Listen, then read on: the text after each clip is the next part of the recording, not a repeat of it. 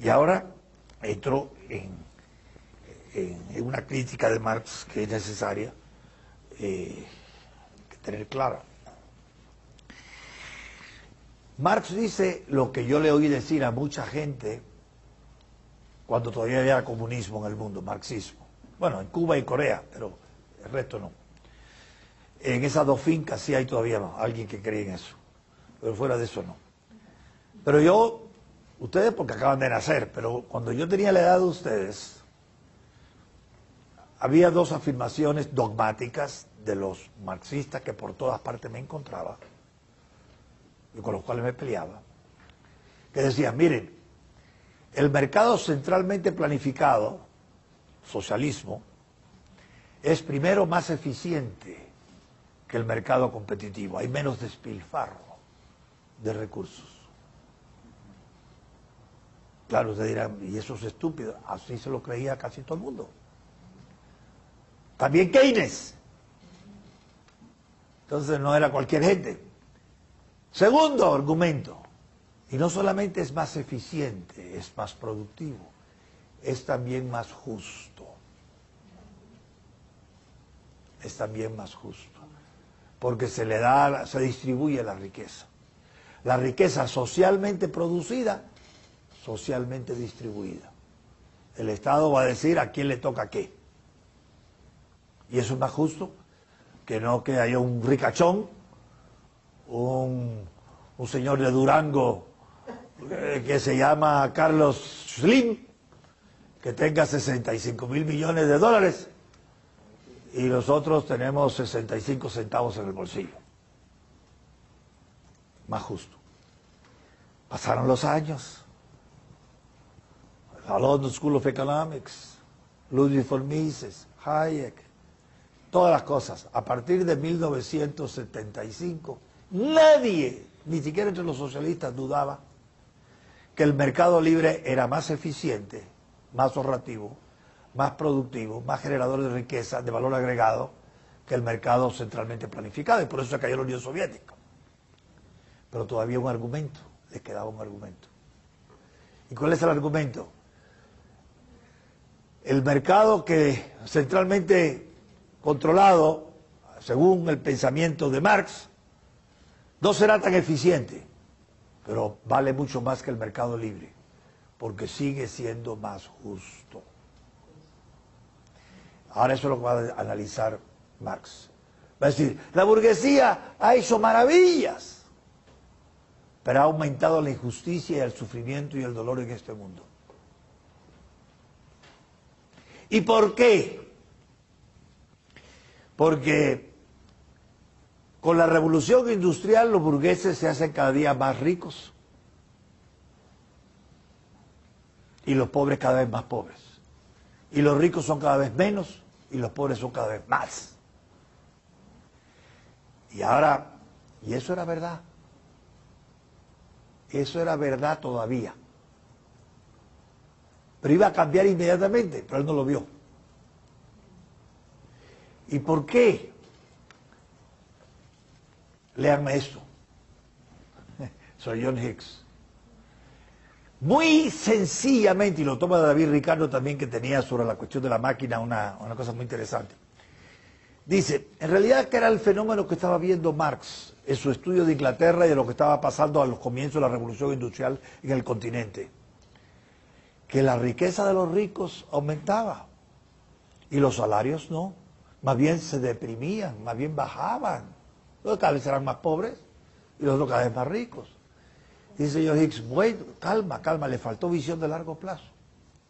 ¿Por qué? La riqueza que aumentaba de los industriales de entonces consistía en capital fijo, maquinaria, fábricas, transporte, materia prima. Este punto es muy importante. Y no lo olviden jamás. El capital a nombre de los burgueses, o sea, los medios de producción en manos de los burgueses, que son propiedad de ellos, los medios de producción, la tierra, el capital y la idea, o sea, la empresa,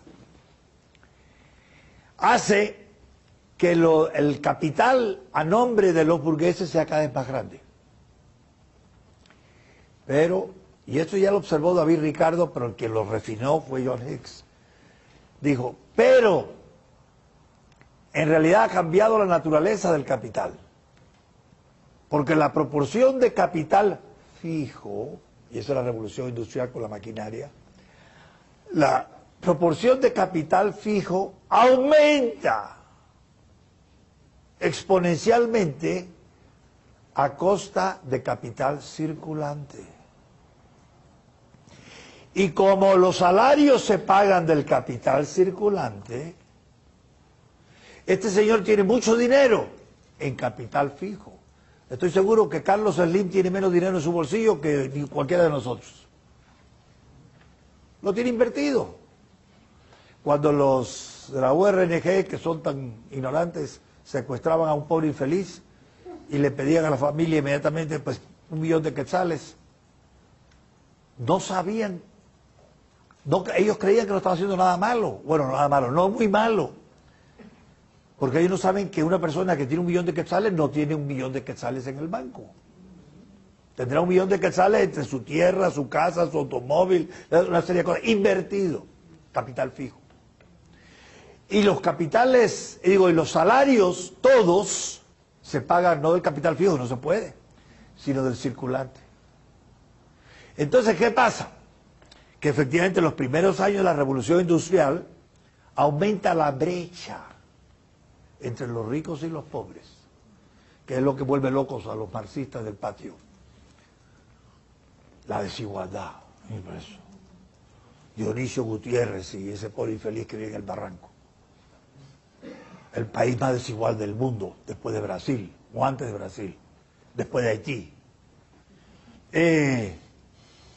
Eso es normal.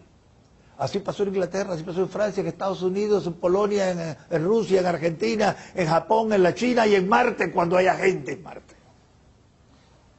Cuando empieza el proceso de revolución industrial, la inversión principal es en capital fijo, maquinaria, equipo, edificios, transporte, y no en capital circulante, lo que se vende y lo que se reinvierte, y vuelve a vender y lo vuelve.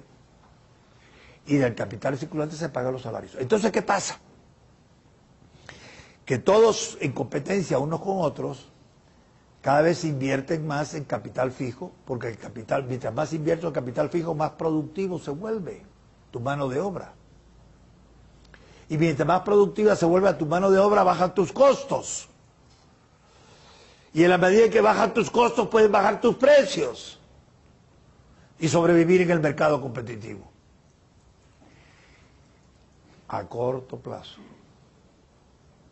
A largo plazo, este proceso significa que quien invirtió una gran proporción en capital fijo, a costa del capital circulante, cuando viene la productividad a causa del capital fijo, de la tecnología incorporada en la producción, entonces tiene más capital circulante y entonces pueden subir los salarios. Pero los salarios no van a subir por la buena voluntad del empresario, aunque la tenga. El empresario que por buena voluntad sube los salarios se sale del mercado, se arruina. Entonces, ¿qué es lo que a corto plazo sube los salarios? La competencia entre empleadores por mano de obra. Eso es lo que sube los salarios. A corto plazo. A largo plazo, lo que sube los salarios es la inversión en capital fijo,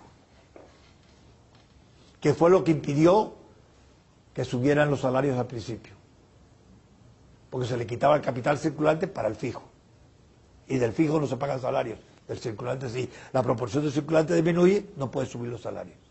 Pero pasada una etapa determinada, con capital fijo, entonces produce mejor, más barato, gana más espacio en el mercado, y entonces ya puede subir los salarios. No sé si me estoy explicando. Eso es independiente de la voluntad del empresario y del trabajador. Eso no depende de buen corazón o mal corazón.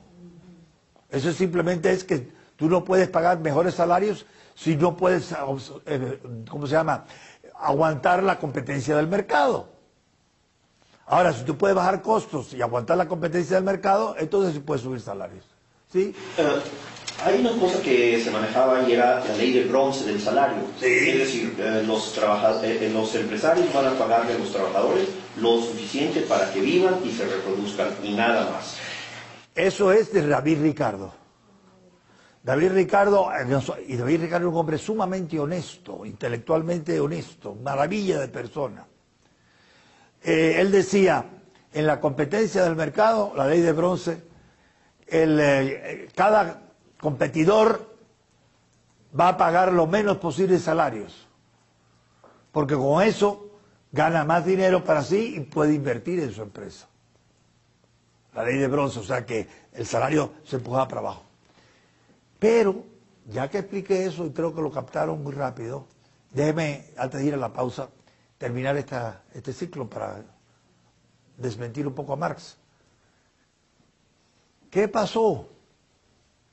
Que en Inglaterra, hacia esa época, empezaron a subir los salarios. En Francia no, en Bélgica tampoco, en Alemania tampoco, que era menos todavía, estaba más atrasada. En los Estados Unidos sí, igual que en Inglaterra.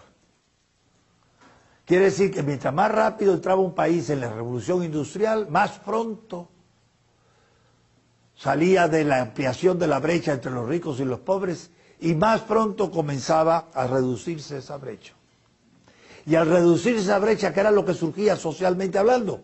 Clase media. Clase media. ¿Qué es lo que pasa en China ahorita? Los salarios son bajísimos, que están invirtiendo, haciendo... Así es. El caso de China es uno, por ejemplo. Aunque yo a los chinos no creo que va a durar mucho esa danza. Pero bueno, efectivamente, eso es lo que está pasando en China. Eso es lo que ha pasado en Guatemala. Es más, aquí tengo yo genios de estas cosas que saben mucho más que yo y los reconozco. Ahí está Gunther, está Verónica. Pero yo creo que Guatemala estaba a punto de despegar, inmediatamente después del terremoto del 76. Por muchas razones, porque vino mucho dinero, mucha inversión, inclusive en capital fijo, maquinaria de producción. Pero la URNG lo frustró. Lo frustró. No se dio ese despegue. Y estamos tratando de recuperar la década perdida de los 80 que todavía no lo hemos recuperado del todo. Y no solamente nosotros. Y la de los 90. Y la de, bueno, también quiere los 90. Entonces, a lo que voy es a esto. Marx no supo anticipar, y quizás nadie en su lugar tampoco lo hubiera hecho, que la ampliación de la brecha cuando se industrializa una sociedad que empieza cada vez a generar más riqueza, agregar valor en todo, esa brecha entre ricos y pobres crece, el mismo dinamismo del mercado hace que el capital circulante empiece a aumentar en proporción al fijo y con ello los salarios. Y entonces los países industrializados tienen hoy día los mejores salarios y donde la brecha es más corta. Pero cuando empezaron todos, la brecha se alargaba y después se cierra otra vez. Se vuelve. Hoy día la clase media en los Estados Unidos es, en la clase de los Estados Unidos hay 11 millones, de acuerdo con Income Tax Returns, que tienen $1 millón en sus activos, o más. 11 millones de personas. Quiere decir que todos nosotros aquí somos miserables y proletarios puros.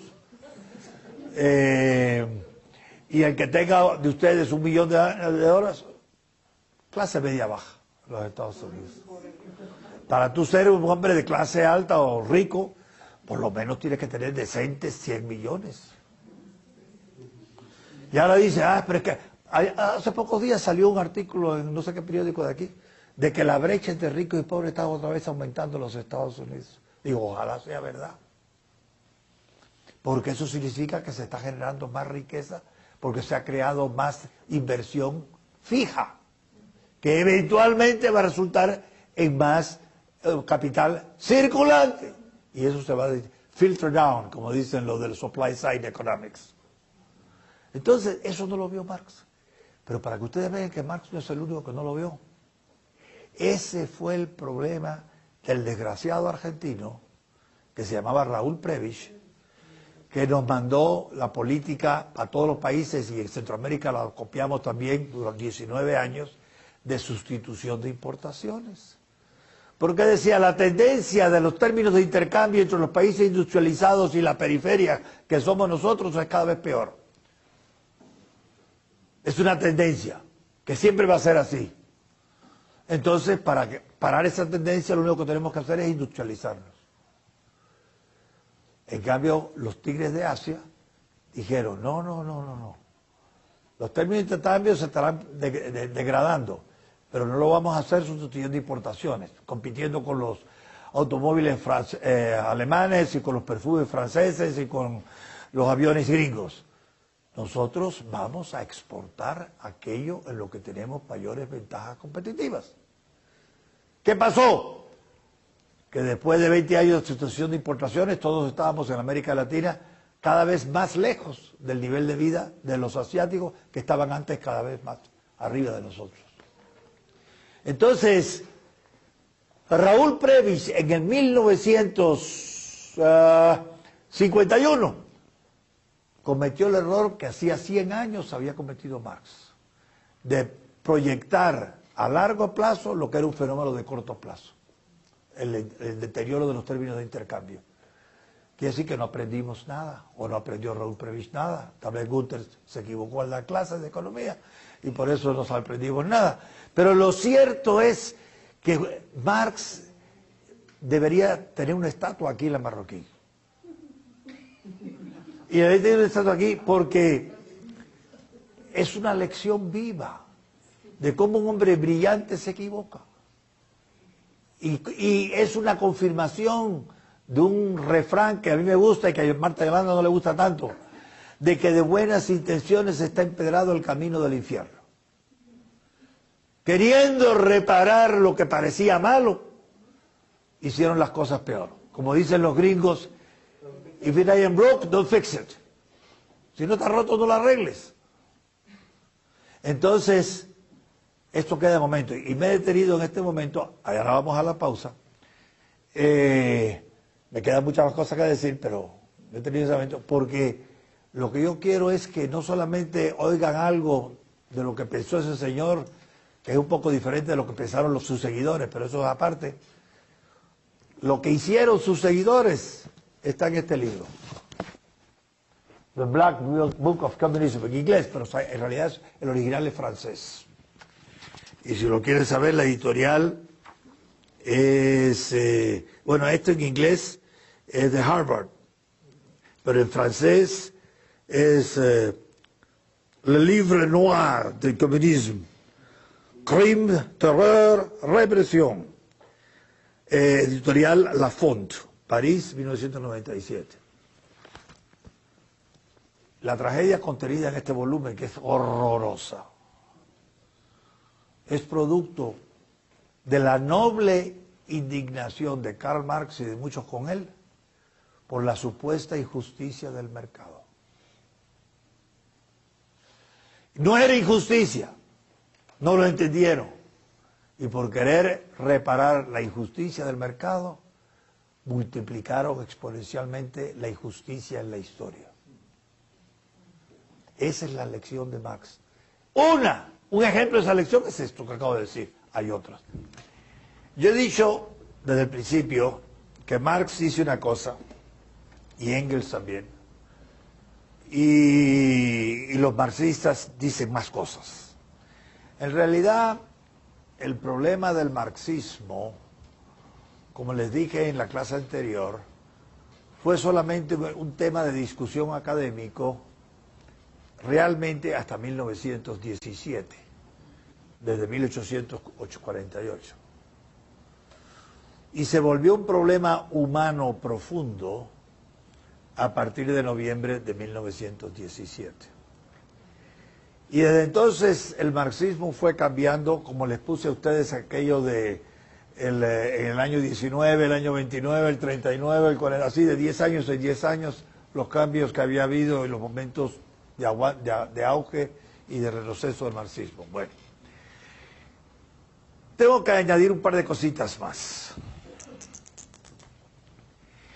El marxismo de Marx no tenía una respuesta al problema económico.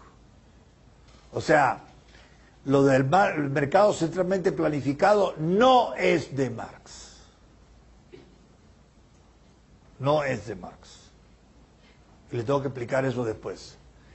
Segundo, el marxismo tampoco dio una respuesta al problema político. La idea de una política marxista tampoco es de Marx. Fue de Lenin, Vladimir Ulyanov, pero no de Marx.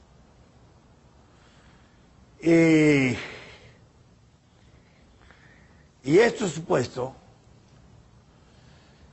la herencia de Marx fue oscurecida por una serie de hombres de los cuales tengo que decir algo si quieren interpretar el manifiesto a la luz de lo que pasó después.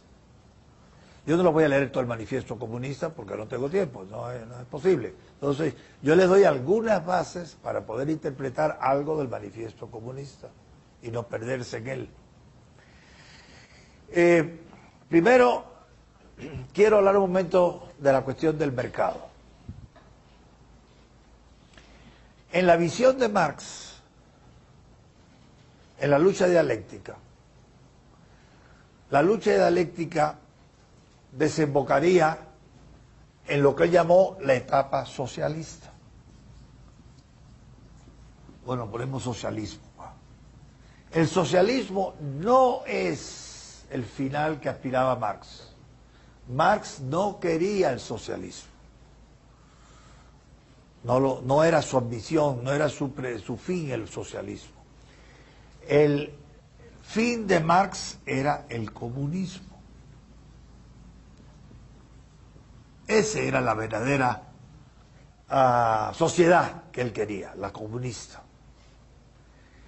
Pero entre el socialismo y el comunismo hay un abismo, casi infranqueable.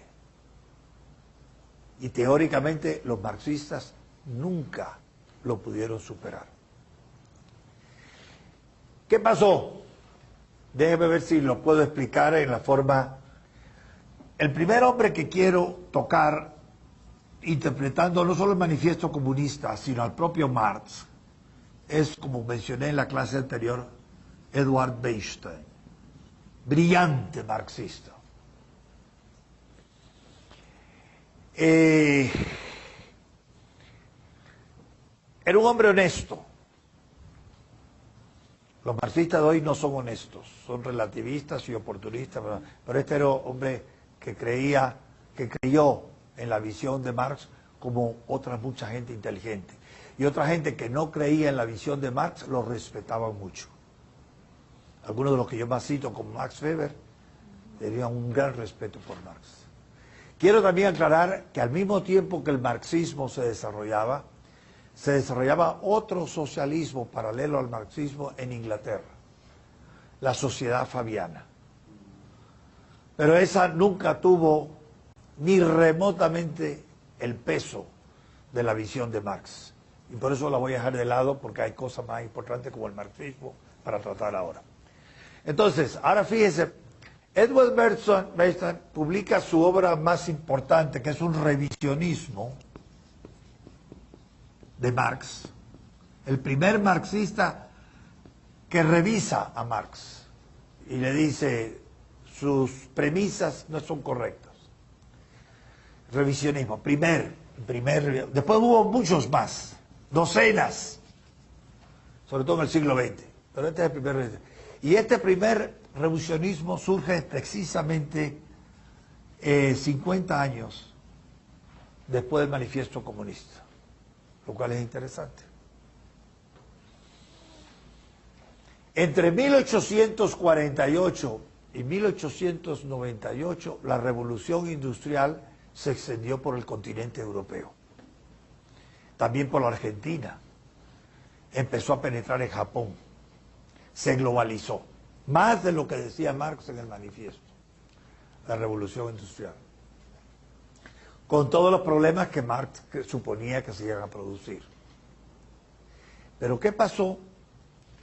Que para 1898 la burguesía, esa maldita burguesía, había crecido enormemente. De manera que si pusiéramos, cuando estalló la Revolución Francesa en 1789, el clero y los nobles eran unas 800.000 personas en total, niños y mujeres. La burguesía, bueno, clero, esto es clero y nobleza, para que vean.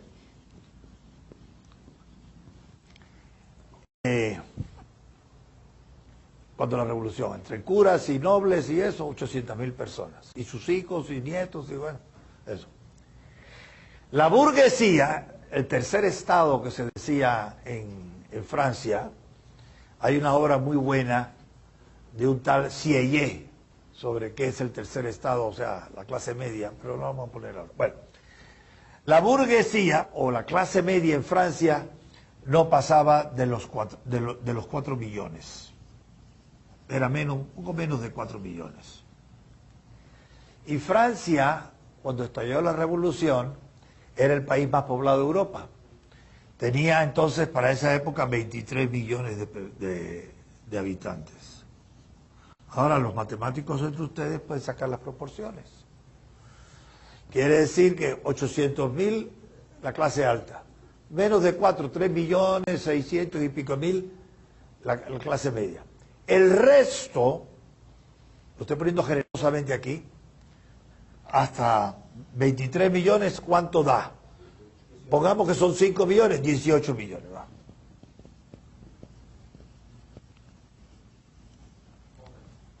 Ahí falta un número, otro cero. 18 millones de personas estaban abajo, no eran ni burgueses ni nobles. Entonces, ¿quiénes empezaron la revolución? Lo que había de clase media y parte de la nobleza, de la baja nobleza, y Marx lo cita, no con estos números, pero Marx lo cita en el manifiesto. Hay un libro muy interesante de Simón Schama, que se llama Yo lo conozco. En donde plantea toda la crónica de la revolución y plantea esta idea de los nobles haciendo la revolución. Así es. Bueno, la baja nobleza y algún que otro alto noble, como Felipe Igualdad o Felipe de Orleans. Bueno, entonces, fíjense, la Francia, antes de la revolución industrial, cuando ya estaba la revolución industrial, de 23 millones de habitantes, 18 millones estaban abajo. Entonces, toda la gloria, la riqueza, la dulzura de la vida en Francia, como decía Talleyrand, estaba concentrado fundamentalmente en estas dos clases, que serían la burguesía, estos son los burgueses, bueno, la burguesía, y aquí abajo está la clase baja. Parte de la clase baja es lo que más tarde llamará, y eso lo tengo que explicar, Marx, y lo tiene ahí puesto en el manifiesto, proletariado. La nobleza, la revolución la empezaron los burgueses y alguna parte de la nobleza y del clero. Pero la revolución la terminó y la hizo el proletariado de París. Por eso les decía el otro día que no se debería hablar de la Revolución Francesa, sino de la Revolución Parisina. La Revolución Francesa se impuso a los franceses por los parisinos, por la capital.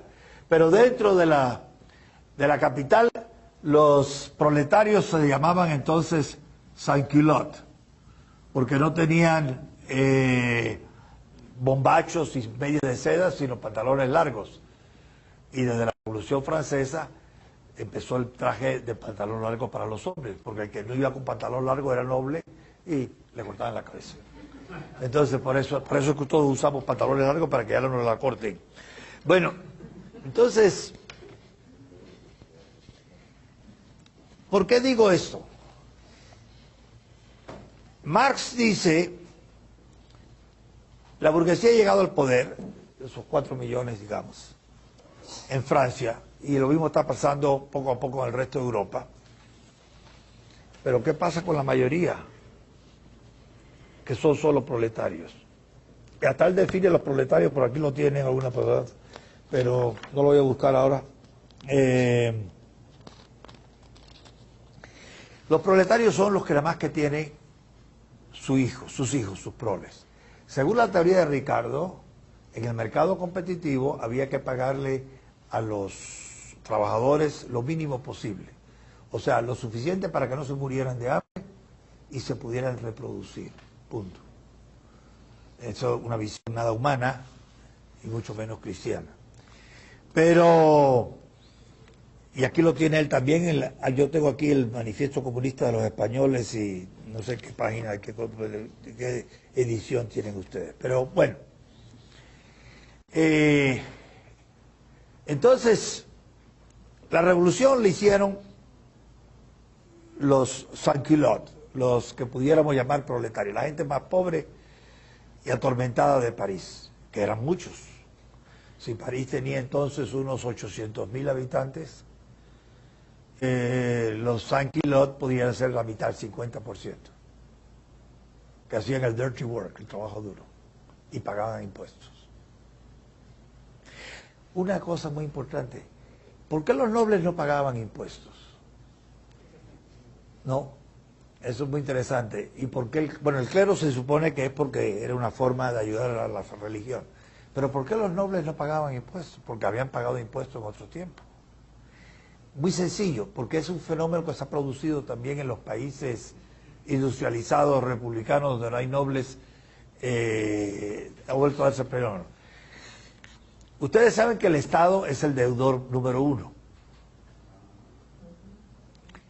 El Estado nunca le alcanza los recursos. Siempre tiene, bueno, nunca, rara vez le alcanzan los recursos.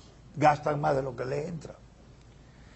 Entonces, los reyes, que eran el Estado, l'État c'est moi, yo soy el Estado, dijo Luis XIV. Los reyes para sus guerras y sus gastos y sus palacios y tal, gastaban dinerales y no les alcanzaban los impuestos. Entonces hacían préstamos, pedían préstamos, que al cabo de los años no podían pagar. Entonces, cuando tú tienes a alguien que tú le des dinero y eres el rey, y no le puedes pagar, no le vas a matar ni confiscar, porque entonces ya nunca te va a prestar nadie. Entonces, ¿qué es lo que vas a hacer? Le voy a dar exenciones de pagos de impuestos a aquellos a los que yo debo dinero. Yo, el rey, ¿cuánto te debo? Por 1.000.000 de quetzales. Bueno, ¿y cuántos impuestos estás pagando al año a mí, al Estado, al rey? Digamos, 10.000 quetzales. Bueno, pues entonces no vas a pagar ningún impuesto hasta que agotes ese 1.000.000 de quetzales. Lo que pasa es que los franceses también tienen otro dicho muy sabio que dice le provisoire dure, lo que es provisional o temporal dura. Y después que se le exime del impuesto a este, y a través de sus hijos, sus nietos siguen sin pagar los impuestos. Entonces se crea una clase parasitaria que no paga impuestos. Eso también pasó en Rusia en 1917. La Revolución Francesa no se hizo contra el rey. La Revolución Americana al principio tampoco se hizo contra el rey de Inglaterra. La Revolución Francesa se hizo contra la nobleza. Y la Revolución Americana se hizo contra el Parlamento británico. El pueblo siempre tiende a aliarse con el rey.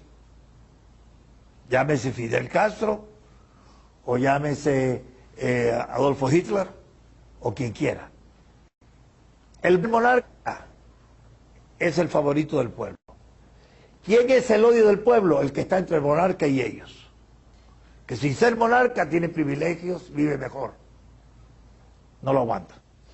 Entonces, en todas partes el resentimiento social no va contra la cabeza.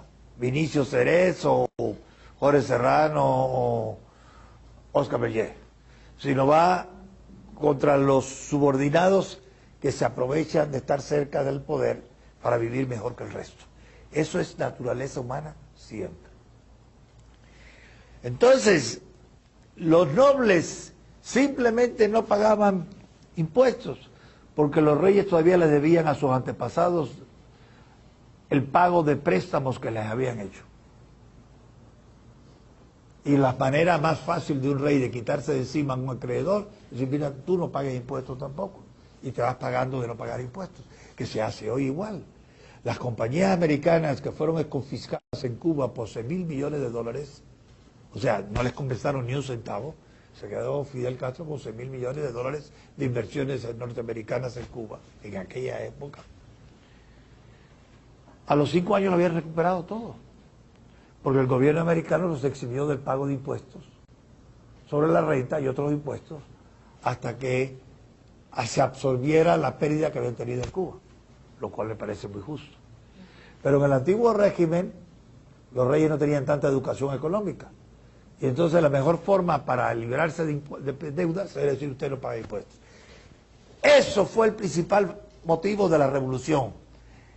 En Inglaterra en 1688, en América en 1776, en Francia en 1789 y en Rusia en 1917. La antipatía de la masa contra los privilegiados, los pocos privilegiados, no contra el rey, no contra el emperador, no contra el dictador, no contra el déspota, no contra el zar, sino contra los que están entre el déspota y el pueblo. El pueblo acepta que el déspota viva muy bien, el dictador, el rey, el emperador, todos los pueblos. Como es uno, alguien tiene que mandar, mande. Lo que la gente no aguanta en general es que haya entre ese y nosotros, el resto del pueblo, unos cuantos aprovechados que vivan mejor. Si no creen que es así, entonces no entienden la Revolución Francesa ni ninguna otra, ni a Marx también. Entonces, Marx comparte con la burguesía la antipatía a los nobles y al clero privilegiados. Y en eso estaban de acuerdo los burgueses con él. Él hace suya la causa de los burgueses, hasta ahí. Pero después él dice, y ustedes los burgueses, ahora son los privilegiados. ¿Y por qué son ahora los privilegiados? Porque son los dueños de los medios de producción. Y como son los dueños de los medios de producción, pueden imponer las condiciones que quieran a los que trabajan para ustedes, y eso no es justo. ¿Me estoy explicando? Hay una cosa también que hay que tener en cuenta para entender esta actitud tan radical de Marx. Marx quería ser científico. Él no quería ser agitador. Lenin sí, Marx no. Quería ser científico, moderado, estudiar las cosas a fondo. Entonces, él reconocía 3 factores de producción, y eso se lo enseñaron ¿quién? Los clásicos británicos, que era muy fácilmente, ustedes lo saben mejor que yo, la tierra, a la cual al dueño de la tierra se le pagan rentas, el trabajo, al cual se le compensa con salarios, el capital, que con la revolución industrial también incluyó el capital fijo, pero principalmente se pensaba antes de la revolución industrial en el capital circulante, al cual se le pagan intereses. Y ya está. 3 factores de producción que él aprendió de los clásicos. Ahora, los que tienen la propiedad de la tierra y del capital pueden aprovecharse de los que no tienen ni tierra ni capital, que son los trabajadores. ¿En qué forma? Ahora voy a ir. ¿Pero qué le faltó a los clásicos? Los empresarios o... Exactamente. En la producción también está la idea empresarial, o si se quiere ponerlo, la empresa. ¿Y cuál es la compensación de la empresa? El lucro. Entonces, el lucro es la palabra más obscena en el vocabulario marxista, porque no entiende cuál es la función del lucro. No lo entiende. El lucro va a la persona que tiene la idea, y si acierta, gana. Y si no acierta, pierde. Pero el dueño de la idea o de la empresa no tiene necesariamente tierra ni capital, ni tampoco usted conoce el trabajo de la empresa. Es una idea, lo único que tiene el empresario. Y él usa tierra ajena y por eso paga rentas, usa trabajo ajeno y por eso paga salarios, usa capital ajeno y por eso paga intereses. Y si la idea era buena, respondía a las necesidades de los consumidores, lucra. Y si la idea era mala, no lucra. Y entonces, ¿cómo va a pagar a estas cosas? Y sobre el lucro, que desde el punto de vista de Claude Robinson, que hizo un análisis de eso de 100 años de la producción industrial en los países anglosajones, él decía que si se lucra, bueno, que la mitad de las empresas no lucran y que a largo plazo todas las empresas quiebran. La Ford Motor Company también, la General Motors, el Bank of America, que todavía no han quebrado, pero van a quebrar algún día por la competencia del mercado, todas, inevitablemente. Bueno, pero mientras lucran, suelen promediar un 3% sobre ventas o un 6% sobre inversión. Es lo máximo, el promedio que él pudo estudiar en las empresas durante todo este tiempo de la influencia de Marx. Entonces, el lucro no es una gran cantidad, pero claro, dependiendo del tamaño de la empresa. Si es una empresa muy grande, el lucro entonces 3% vale muchísimo, significa 8 millones. Si no, pregúntele a ¿cómo se llama? al de Microsoft. Bill Gates. Bueno, entonces, sobre el lucro, que puede ser el 3 a 6%, cae el Estado, vienen los impuestos. Y generalmente de promedio, lo que queda después de pagar impuestos a los dueños de la empresa, a los de la idea, o a los empresarios, promedio, la mitad se reinvierte y la otra mitad se disfruta o se usa, se distribuye a los accionarios. O sea que es muy poquito al final lo que viene a ir a los accionarios, si la idea es buena. Si la idea es mala, no llega a nada.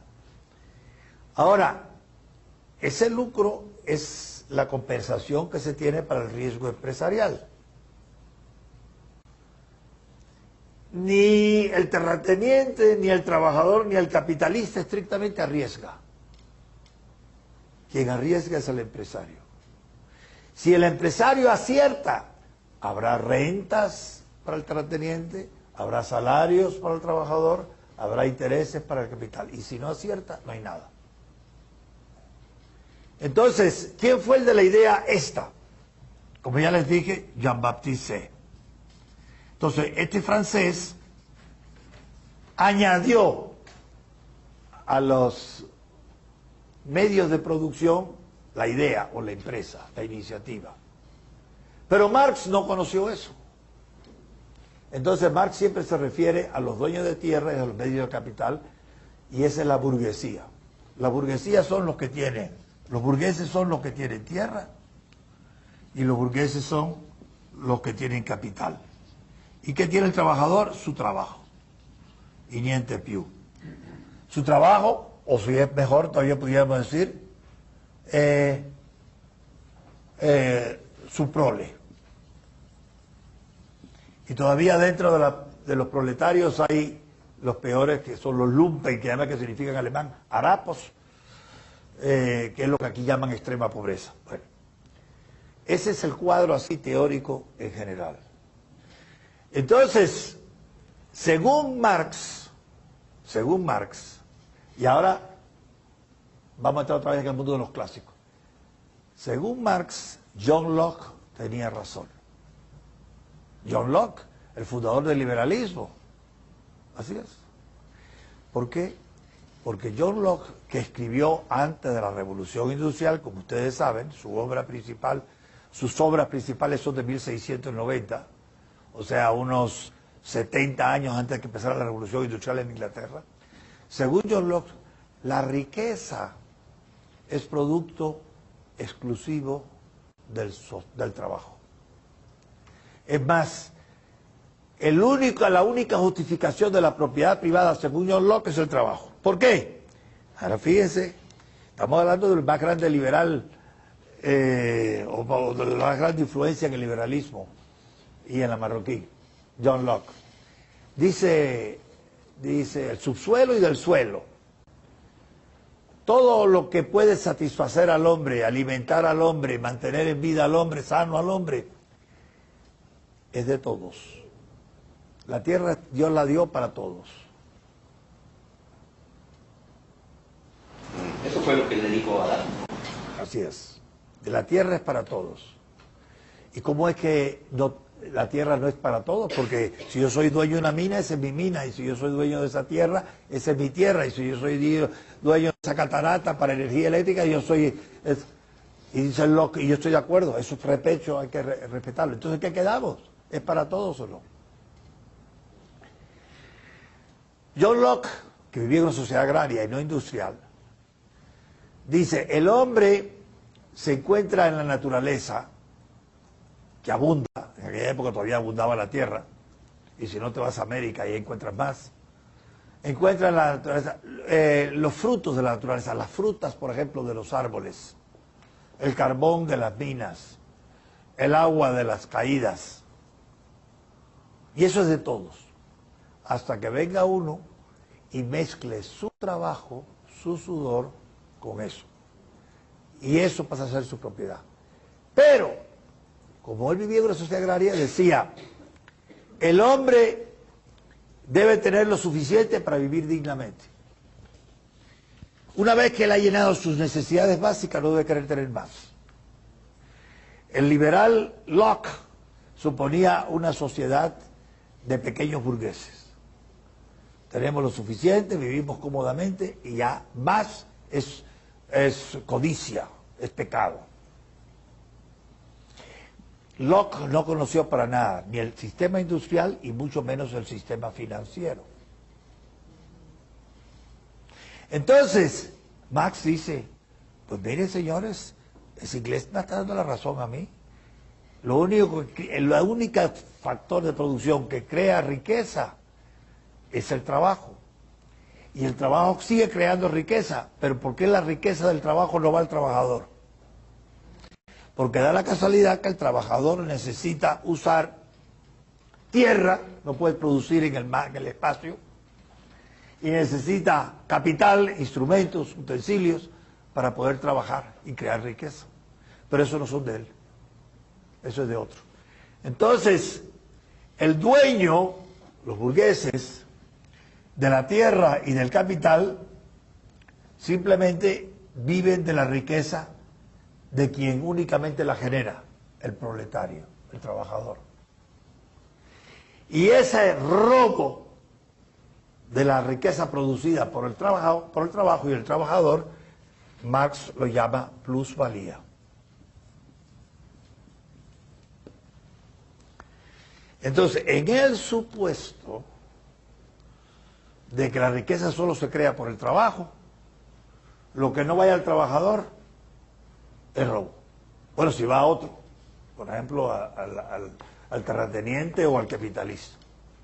Además, en aquella época, hay que tener en cuenta eso también, generalmente los empresarios eran los capitalistas. Es a fines de siglo, cuando vive este señor Eduardo Benson, del cual todavía no he podido decir nada, cuando empieza el capital financiero. O sea, cuando los dueños del capital no son los mismos que los que tienen la idea. Al principio, los ricos son los que tienen la idea. Entonces, en tiempos de Marx, la diferencia entre capitalista y empresario era muy tenue.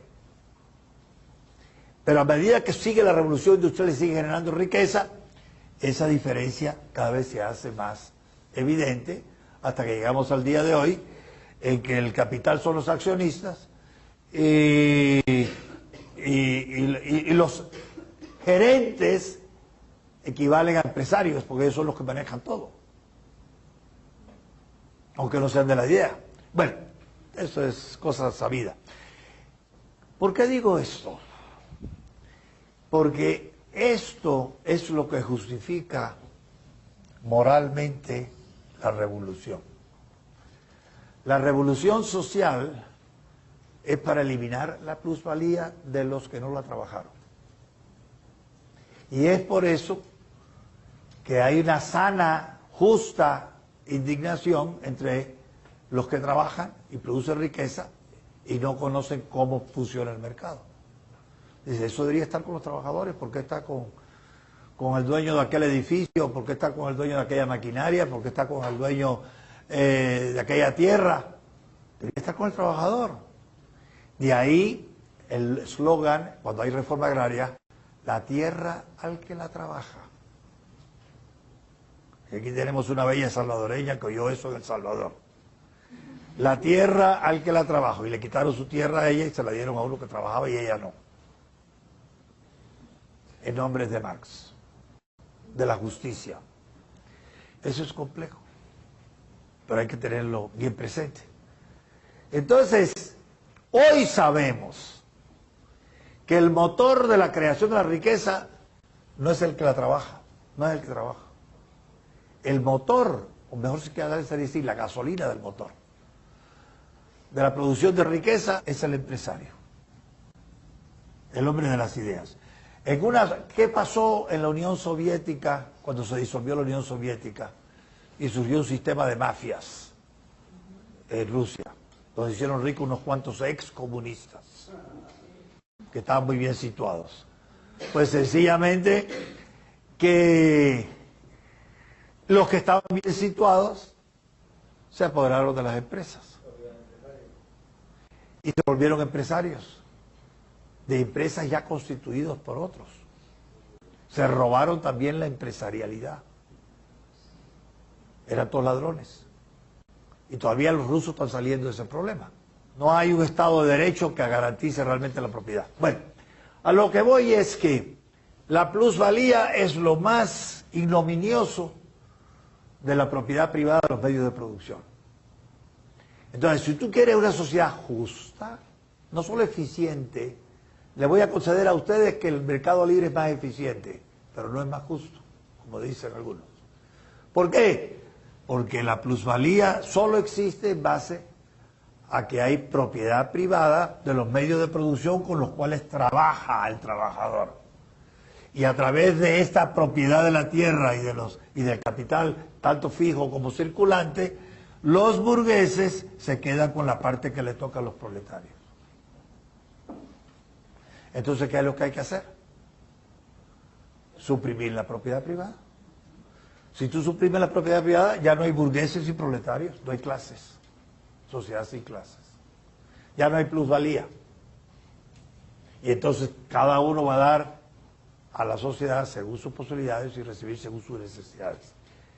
Si ustedes van al cuarto piso, a los salones socráticos, esta noche o cuando vayan al estacionamiento o mañana o bueno el lunes cuando vengan a clase o lo que sea, hay una cita ahí de Hannah Arendt, una gran pensadora del siglo XX, Hannah Arendt, y dice más o menos, ya no me acuerdo exactamente la cita, lo malo del comunismo no fueron sus innumerables víctimas. Lo malo del comunismo es que fracasaron en querer cambiar la naturaleza humana.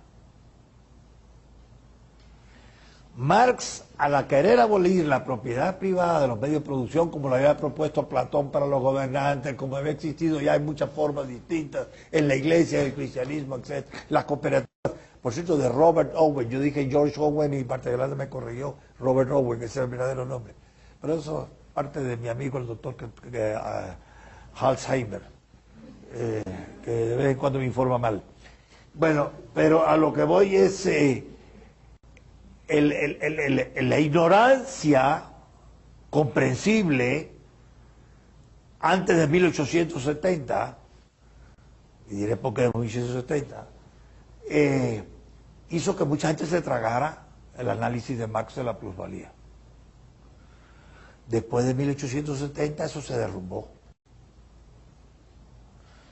Eso se derrumbó porque con la utilidad marginal, el valor de un bien de mercado no depende de la cantidad de trabajo incorporado en producirlo. No es el trabajo el que genera la riqueza. más bien es la idea,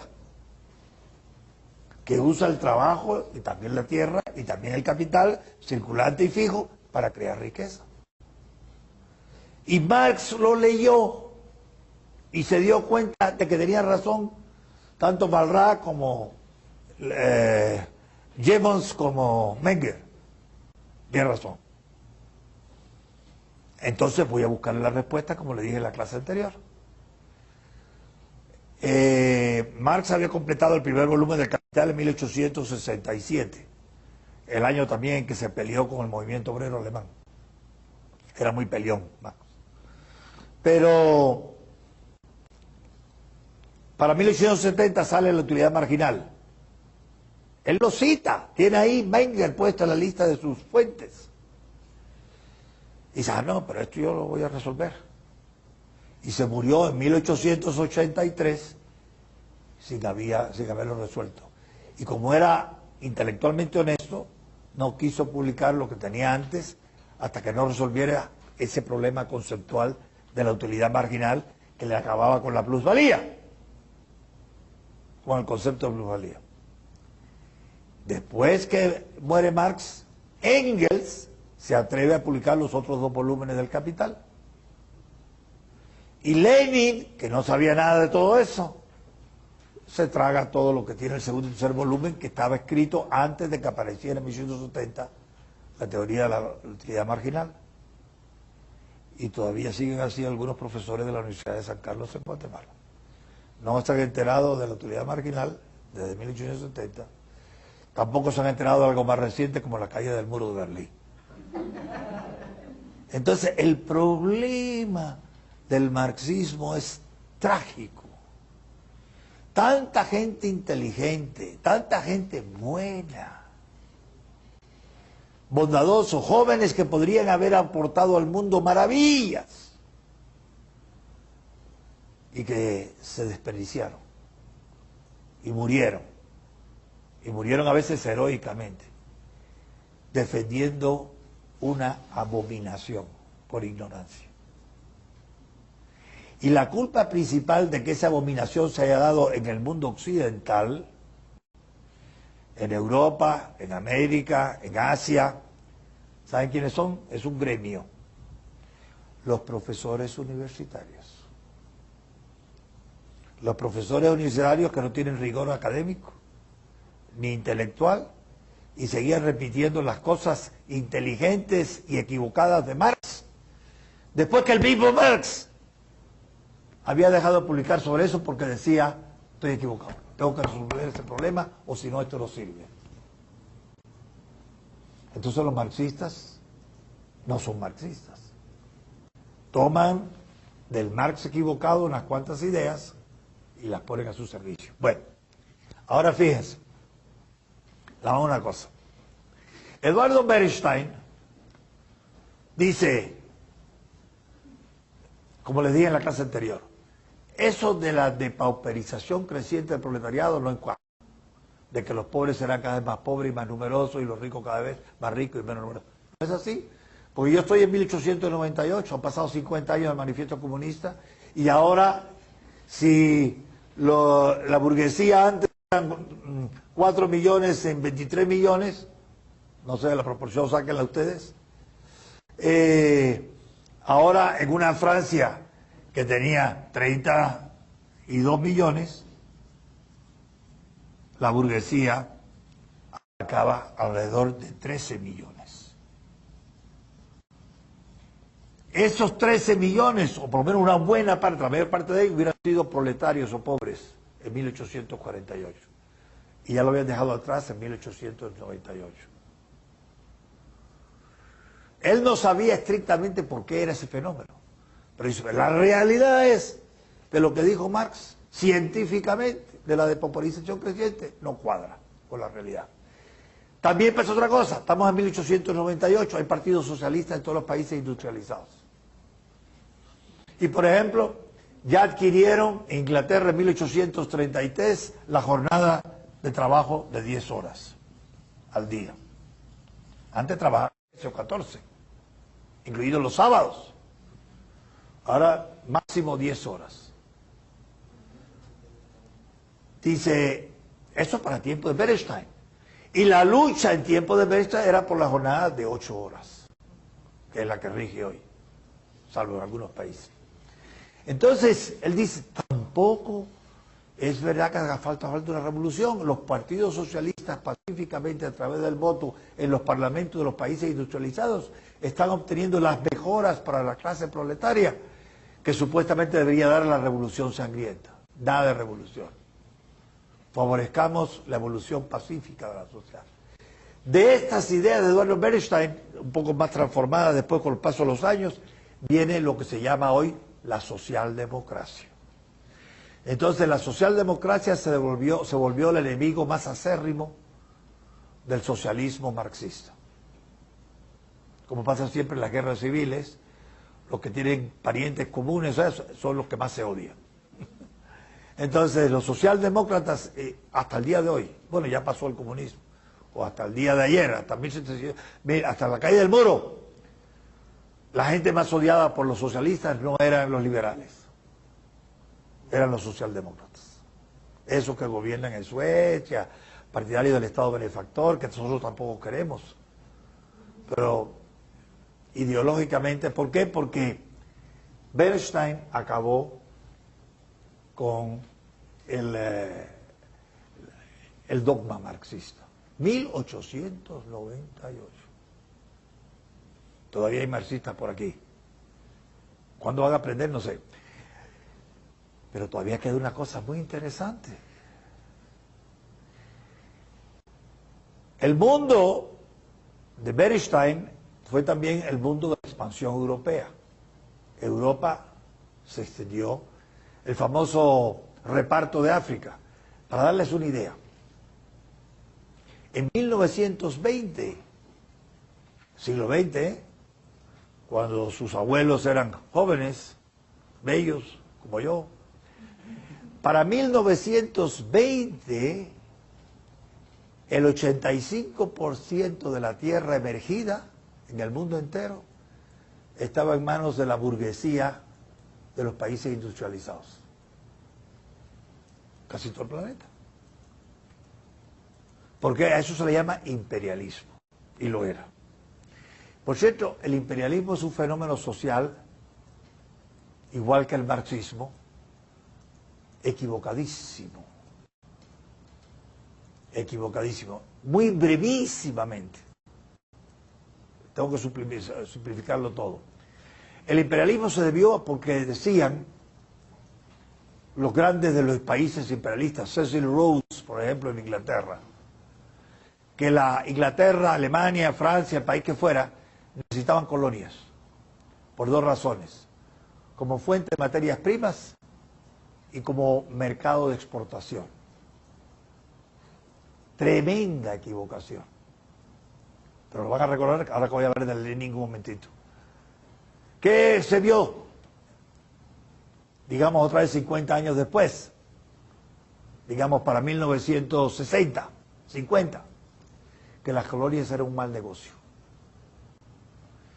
Porque el precio de las materias primas no se podía controlar nacionalmente.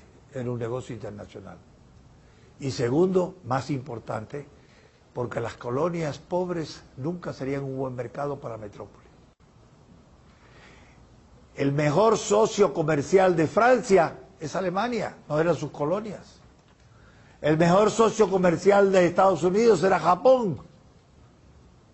Y por lo tanto las colonias de Japón no significaban para ellos nada, pero Estados Unidos sí. ¿Dónde quiere vender el rico? Donde hay ricos. Entonces, fue un espejismo lo de las colonias. Y el detalle más interesante, no sé si hay aquí alguien que tenga parientes holandeses. Holanda, en el momento cumbre de su gran imperio colonial, Indonesia, cuando más riqueza generó la Indonesia como colonia holandesa, Holanda tenía un comercio, el 16% de su comercio era con sus colonias. Y sin embargo, en Holanda había pobreza, antes de la Primera Guerra Mundial. Cuando los rebeldes con su carne obligan a los holandeses a dejar Indonesia, el mercado colonial para Holanda de Indonesia se reduce al 4%, del 16 al 4% del comercio exterior total de Holanda. Era más importante para Holanda comercialmente Inglaterra, Francia, Alemania, Estados Unidos, Japón, que sus colonias, riquísimas como eran, Indonesia. ¿Qué quiere decir eso? Que los países, en la medida que se fueron desprendiendo de sus colonias, progresaron. Las colonias eran subsidiadas por los países gobernantes, por los metrópolis de las colonias. De mil maneras diferentes. Era un pésimo negocio. Bueno, y eso lo hicieron ¿quiénes? Los capitalistas.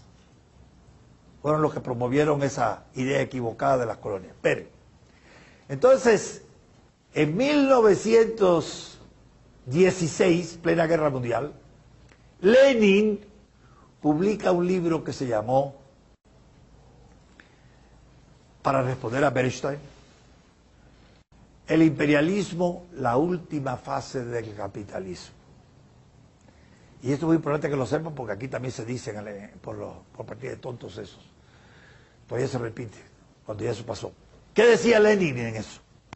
Decía, bueno, yo concedo que es verdad que en Europa, los países industrializados, Estados Unidos también, Japón en la medida que lo sea, el número de los pobres no es tan grande, ha disminuido en lugar de crecer, como había dicho Marx. Y que el número de los ricos es mayor y no menor, como había dicho, al contrario de lo que decía Marx.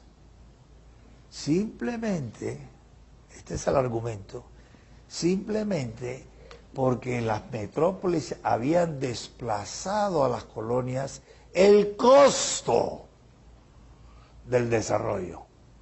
¿Qué quiere decir? Lo que predijo Marx, los pobres cada vez más pobres y más numerosos, sigue siendo verdad, pero ya no en Francia, sino en sus colonias. Ya no en Italia, sino en sus colonias. Ya no en Inglaterra, sino en sus colonias. Los países coloniales desplazan la pobreza que predijo Marx como inevitable a las colonias. Y por eso hay que arrebatarle las colonias a los países coloniales. Ojalá lo hubieran hecho, porque estaría todavía más rico los países que habían sido metrópolis y colonias. Porque las colonias era un costo elevadísimo, el de mismo Bélgica con el Congo. Pero vamos a dejarlo ahora sí. Entonces, todavía una cosita más. Marx también había dicho, Marx había dicho que la revolución tenía que empezar con el proletariado. Pero el proletariado era consecuencia de la revolución industrial. Donde no había revolución industrial no había proletariado urbano, ¿sí o no? Entonces él decía, hay que esperar a que un país se industrialice por los burgueses para que pueda haber revolución hacia el comunismo como lo que proponemos. Entonces por eso él decía, la revolución va a venir, por supuesto, pero en Inglaterra, en Francia, en Estados Unidos y no en Rusia, que todavía está en la época feudal. Lenin dijo, como no nos podemos fiar de los obreros rusos que son demasiado pocos industriales, vamos a crear un ejército disciplinado, pequeño, móvil, eficaz, que se va a llamar el Partido Comunista. Marx no pensó en un partido comunista, Lenin sí. Lenin fue el que adaptó el marxismo con las ideas atrasadas ya del marxismo políticamente a las condiciones de Rusia. Ya el resto es historia.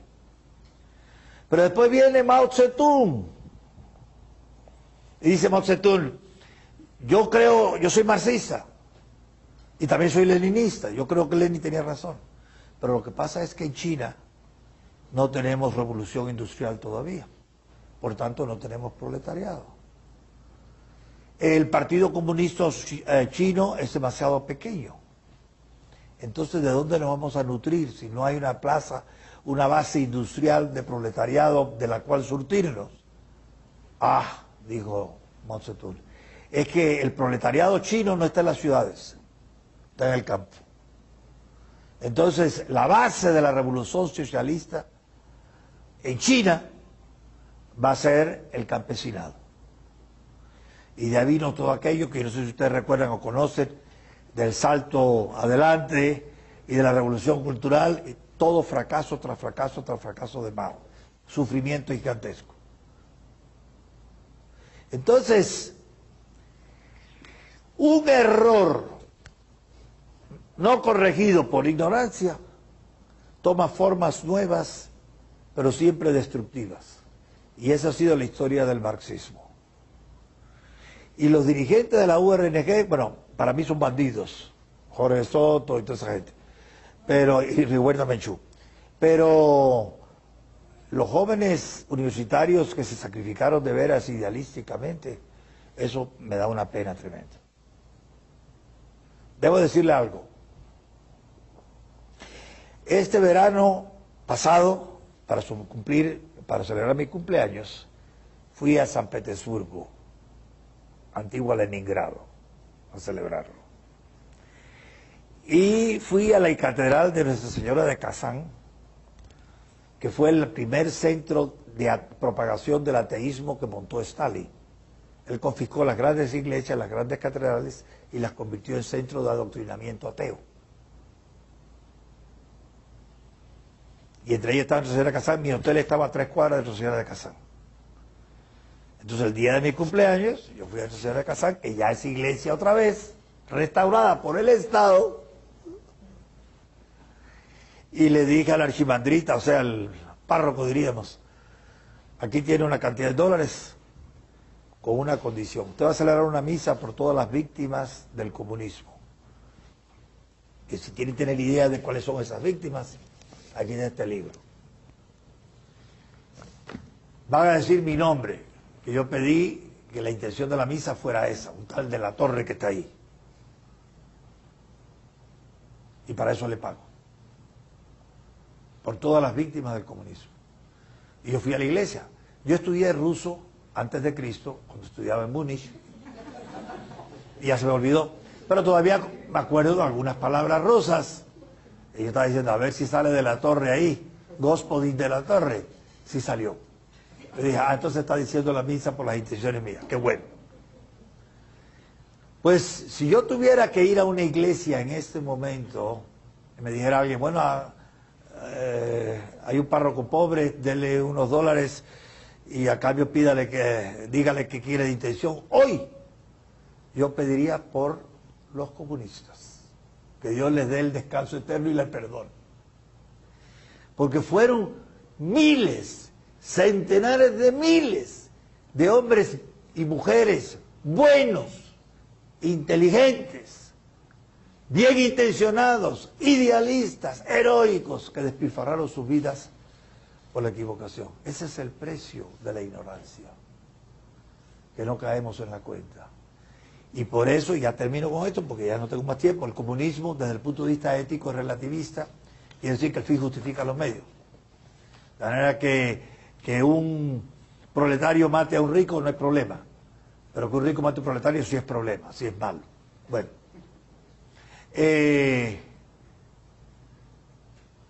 Eso confirma algo que dijo ya hace 300 años Blaise Pascal, el más grande físico matemático de su tiempo, que tenía pensamientos muy buenos. Dijo, el esfuerzo mental por aclararse las ideas, que es el esfuerzo que estamos haciendo aquí ahora juntos, el esfuerzo mental por aclararse las ideas es el fundamento, o sea, el cimiento de la vida moral. Si ustedes ven criminales, que los abundan, es gente que no piensa. No se ha hecho ningún esfuerzo mental por aclararse las ideas. Y hay mucha gente de cuello y corbata, de buena familia, con buen nombre, una buena empresa, que son también criminales, inmorales. Porque nunca se esfuerza por aclararse las ideas, entonces no puede tener una vida moral. Y eso ha sido exactamente el problema con el marxismo. El marxismo en lugar de aclarar las ideas, las confundió. Y como las confundió, el producto del marxismo fue totalmente falto de ético e inmoral. Asesinatos, secuestros, robos, confiscaciones, calumnias, opresión, todo. Entonces, ¿qué malos son los comunistas? No. Volvamos a lo del sistema. Ellos no eran malos, no eran peores que nosotros. Después lo fueron. Pero en principio no eran malos que gobierno. Y eran igual que nosotros, o mejores tal vez, por lo menos que yo. Pero no tenían claras las ideas. ¿Cuál es el problema de Guatemala? Que la educación en Guatemala, primaria, secundaria y universitaria, no aclara ideas, las confunde. Por eso la gente analfabeta tiene más sentido común que los licenciados. Porque nadie les confundió las ideas. Entonces, nuestro propósito y la única lección que podemos sacar de este breve roce con Marx y el marxismo es esforzarnos cada vez más por estudiar y pensar, sobre todo pensar, para aclararnos cada vez más las ideas, porque entonces seremos mejores personas, más morales, más buenos, y haremos menos daño. Y no haremos lo que estábamos discutiendo Marta Yolanda y yo,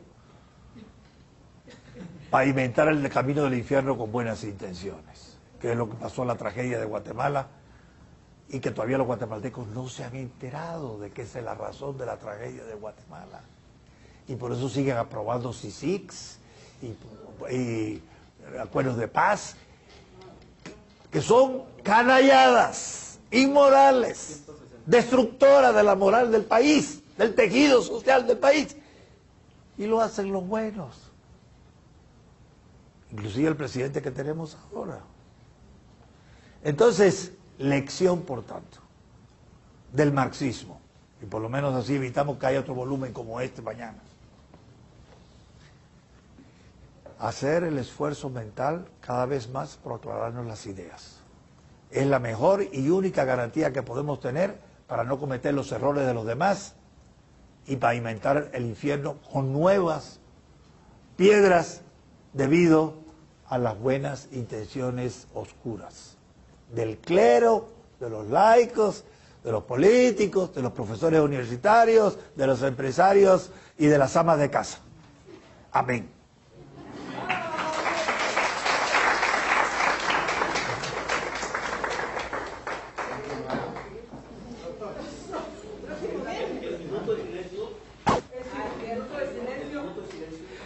Bueno que sean valientes.